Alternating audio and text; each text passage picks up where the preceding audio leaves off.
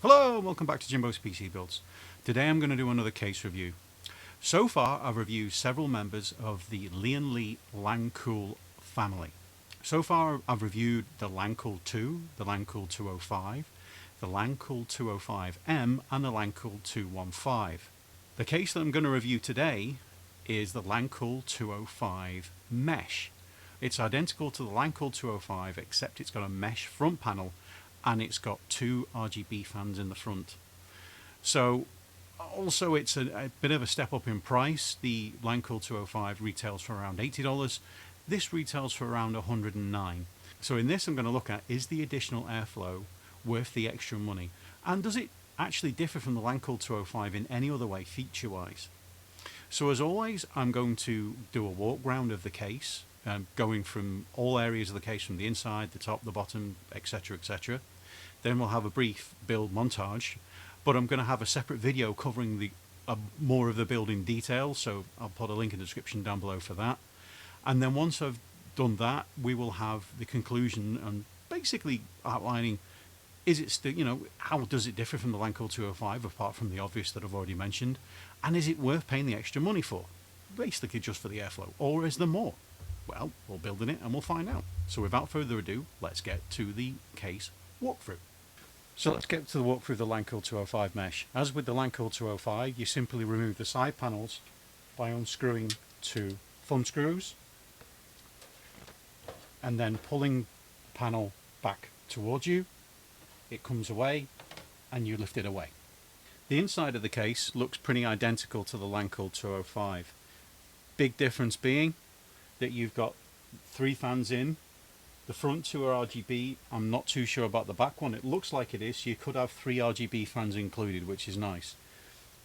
You've still got the same cable bar that you had. You've got the graphics card power pass-through. The bottom is solid, so there's no ventilation or for the power supply, or the possibility of adding additional storage on this shelf. So pretty much inside, you're mounting your motherboard, you're putting your stuff in, and that's about it. There's not really much else in there. Pretty much identical to the LANCOOL 205. The bottom panel, unlike the LANCOOL 2, does not come away. The same as the 205. There looks to me to be room at the top for maybe a, I don't think you'd fit a 360, but you'd definitely fit a 240 rad in there. Not too sure about a 280. I'm not sure if that would fit in, but I would look on the LIAN Li specification page to find that out. The back has your usual place for your power supply, your expansion slots, that one fan as mentioned, and your space for your I/O. What it has got, which I didn't notice if it was on the LANCOOL 205 or not, but it has on this, is you've got a punch through if you want to push cables through here for, say, an additional USB device or storage or whatever. You want to put an internal screen inside for monitoring or whatever, you've got the option of punching that through there. On top you've got two USBs, you've got your power button, and it looks like there might be a fan controller included with the LANCOOL 205 mesh, because it looked like there's a button for controlling the RGB effects. We'll soon find out. And you've got your usual headphone and microphone jack. You've got the removable mesh, as you do on most cases these days, for if you want to put any fans on the top inside. The underneath has got this removable mesh. It looks like it in pretty securely. Again, I'm not a big fan of this, but we've also at the bottom got the thumb screws for the removable drive cage, which is nice. So again, you'll be able to either remove this or move it along in the same way that you can on the LANCOOL 205. The back panel comes off in the same way as the front panel does, except the back panel is solid, unlike the glass in the front. Same as the LANCOOL 205, and you simply remove the thumb screws, pull it back, and then move away. So on gaining entry to the back of the LANCOOL 205 mesh, you're immediately greeted by the fan controller. So it's confirmed that not only are you getting the mesh front panel, you're also getting a fan controller, which is very nice. You've got the two SSD mounts that you have in the same as LANCOOL 205, plenty of space for your power supply, and you've got your 2 drive mounting down the bottom for additional storage. Now let's get to the star of the show, and that's your mesh front panel. It's the very nice mesh, the same mesh as they used in the LANCOOL 215. Let's see how easy it is to remove, if you can. It takes a bit of a pull, as you saw, but it does come away. I think it's pretty much the same as the LANCOOL 205. It's mesh all the way apart from a solid piece at the bottom, but it's all one panel. So you may be able to actually replace the LANCOOL 205 panel if you can get hold of this mesh panel, because you've got the same indent at the top. I don't know if that's the same width. You can see that it pretty much takes up the whole width. With the additional button, I'm not sure how in line that would be with LANCOOL 205. If you've got a LANCOOL 205, you'll be able to look at this and compare. Alright, that's your walkthrough of the case. So let's get on to the build montage.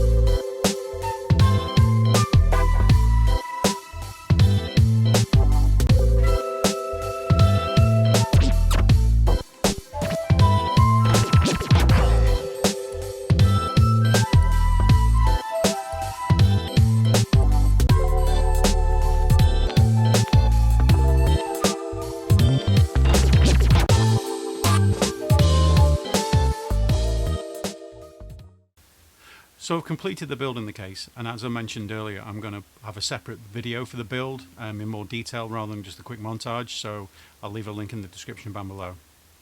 So now I've done that, what conclusions can I draw about the case? So let's have a look at what you're getting for the additional money that you pay. What you're getting is basically 3 RGB fans instead of 2 standard fans that you get in the LANCOOL 205. To be fair, the lighting out of the fans is pretty decent, and I was very impressed with the volume out of the fans as well. They're pretty quiet, so they're definitely a better addition to the case than the fans that were there before. You also get a mesh front panel, which undoubtedly improves the airflow in the case. So cooling within the case will. The LANCOOL 205 wasn't a challenge airflow wise, it was pretty decent for cooling, but this will obviously be a lot better because there's less impediment to the air coming in. The last thing you get is a fan controller, which you can hook the fans up to in terms of controlling the fans and the RGB. This controller then can either hook into your motherboard, or you can use the button on the front of the case, very similarly to what you can do with the LANCOOL 215. And I'd actually say, for me, the controller looked identical to the one in the LANCOOL 215. So they are the good parts. They are the things that you're getting extra. So on to something that wasn't so great. In the original LANCOOL 205, when you're routing the cables at the back, there were 2 really well placed cable tie points for moving your cables from the front of the case down to your PSU, etc, etc. Also for tying the likes of your 24-pin PSU cable and all that kind of good stuff, so you could really tidy things up. LIAN Li, they have put the fan controller on one of those cable ties, which means to tidy the cables that's coming in from behind the cable bar and also from the front of the case is a real challenge. So that was something that, I wasn't very happy with. I didn't think that was, they really didn't think about that. They just reused the same manufacturing, and they could have put the fan controller in a much better place. They could have moved it up, moved it back a little bit. They could have even sacrificed maybe an SSD mount to put it there, but they didn't, and they put it in pretty much right in the way for managing your cables. All right, but apart from that, it's a pretty decent case. For the benefits that you get from the controller, the fans, and the mesh front panel, it's worth a bit more money, but I'm just not sure if it's worth the extra money that LIAN Li have put the price tag on this case. It's up to you. If airflow is important to you, then I would go for this. If that's the kind of performance you're looking for, then definitely it's worth the extra money. If you're not, then I would just get the normal LANCOOL 205. It's a good case, and the airflow is pretty decent anyway. All right, I hope that helps. Please like this video if you did so, and also leave comments down below to make sure that, if you've got this case or you're interested in the case, you've got any questions, leave them down below. Don't forget to subscribe, because they always help. Subscriptions are always great, and they're always welcome. And if you do subscribe, don't forget to hit the bell icon so you're notified of future content. And as always, take care.